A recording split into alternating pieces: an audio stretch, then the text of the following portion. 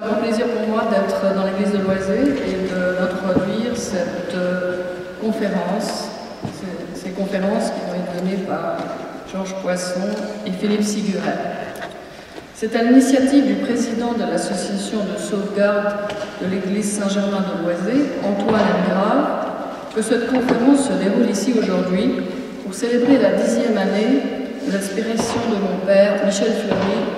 historien, archéologue et amoureux du Perche. Vous savez tous maintenant, malheureusement, que Antoine Engrave nous a quittés la semaine dernière.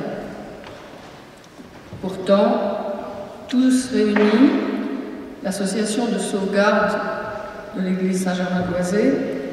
les Amis du Perche, et bien sûr la mairie de Mortagne-au-Perche, nous avons respecté sa volonté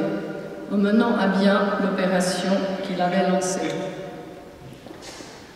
Autrefois, mon père Michel Fleury a procédé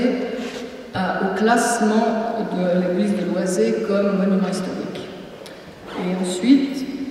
Antoine Engrave a créé cette annonciation. Enfin, last but not least, je remercie tout particulièrement messieurs Georges Poisson et Philippe Siguret qui ont accepté de donner les deux conférences que nous allons entendre en mémoire de Michel Fleury. Personnellement, je me souviens par exemple de l'avoir entendu sur le chantier de fouilles de l'ancienne abbaye de Saint-Maur, évoquer, avec toute la verve qu'il caractérisait, le personnage de Rabelais qui avait vécu là et qui a sans doute écrit le tiers-livre. Mais il y a 3 grandes campagnes de fouilles de Michel Fleury qui ont attiré l'attention des médias et dont on a beaucoup parlé. Ça a été d'abord la crypte archéologique du parvis de Notre-Dame. Il a pu obtenir non seulement de fouiller les vestiges du parvis, mais ensuite de les aménager et d'en faire une crypte ouverte au public, qui a permis ainsi, qui continue à permettre aux visiteurs de voir vraiment le tout début de la construction parisienne à cet endroit. Il y avait une chose qu'il regrettait et contre laquelle il ne manquait pas de vitupérer, c'est qu'il avait également découvert au cours de cette même campagne les fondations de la façade de la première cathédrale Notre-Dame de Paris, la cathédrale mérovingienne, et il aurait fallu que cette crypte allât jusqu'à ces fondations qui se trouvaient un peu plus loin. On n'a jamais trouvé l'argent nécessaire pour faire le couloir supplémentaire pour arriver à ces fondations. Il le regrettait beaucoup. La seconde de ces campagnes, ça a été la reprise, on pourrait dire, des fouilles du cœur de l'abbatiale de Saint-Denis et en particulier du cimetière qui s'y trouve. Et alors là, il a eu en quelque sorte à lutter contre les âmes sensibles, dont j'étais peut-être, qui déploraient que l'on n'hésite pas à troubler le dernier sommeil des morts, que l'on ouvre leur cercueil et que l'on découpe en morceaux les quelques vestiges que l'on pouvait trouver à l'intérieur. Mais pour Michel Fleury, ça ne posait pas problème, la connaissance historique et la science passant avant ces regrets en somme assez superflus. Et sans doute a-t-il eu raison, car il a pu, dans une tombe, retrouver les vestiges d'un personnage célèbre avec ses bijoux, et ces bijoux ont donné son nom sur la bague ainsi retrouvée. On a retrouvé le nom de la personne enterrée. Elle s'appelait Arégonde et c'était la reine, la femme d'un roi mérovingien. Toujours été, ça a été vraiment une découverte tout à fait exceptionnelle. Et puis, la troisième campagne de fouilles a peut-être été la plus célèbre et la plus productive, si j'ose dire.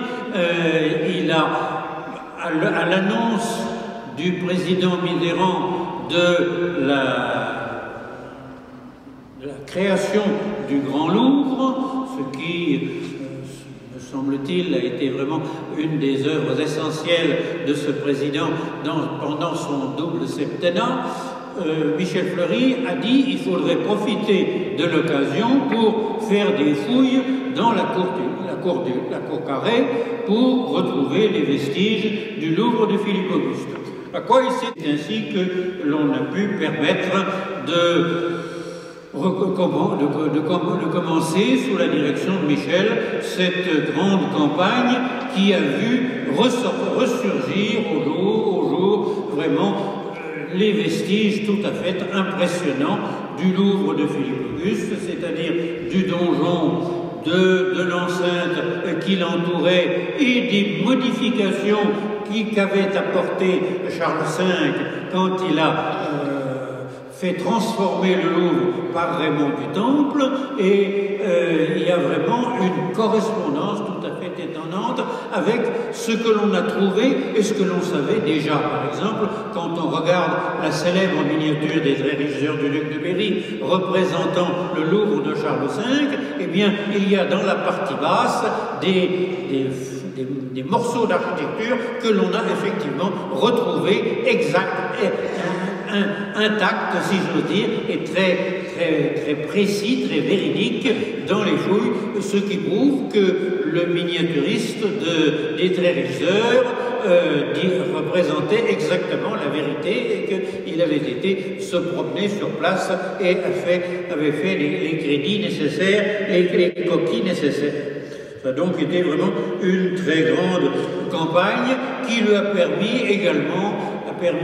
à Michel de retrouver des vestiges très importants, et par exemple le casque de parade du roi Charles VI, dont il a retrouvé les morceaux au fond d'un puits de latrine. Michel n'avait jamais la honte de ses opinions, qu'il les manifestait avec une virulence et un volume de voix considérable sans reculer devant le fait de clouer au poteau d'infamie certains personnages qui ne lui plaisaient pas. Et il savait aussi montrer qu'il était un véritable historien, qu'il savait l'importance des travaux que les historiens font à la sueur de leur front, et il a joué un très grand rôle dans une entreprise au début de laquelle je me suis trouvé très sommairement, et qui était la Nouvelle Histoire de Paris. La Nouvelle Histoire de Paris qui a été créée par la ville de Paris et qui a permis de refaire une histoire de Paris. Si j'ai pu aussi souvent voir Michel Fleury, c'est que nous faisions partie tous les deux d'un déjeuner mensuel d'historiens qui se réunissait tous les mois donc chez Pharamond, à côté des Halles, où nous mangions des tristitués, cette nouvelle pléiade dont Jean-Pierre Bablon fait partie. Et quand nous avons eu le regret, il y a 10 ans, de perdre Michel Fleury, nous avons baptisé de son nom ce déjeuner qui se nomme maintenant Déjeuner Michel Fleury, et que je suis hélas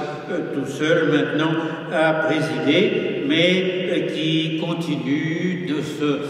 son action, sa réunion dans la chaleur et la bonne humeur. Donc, tout ce que je pouvais vous dire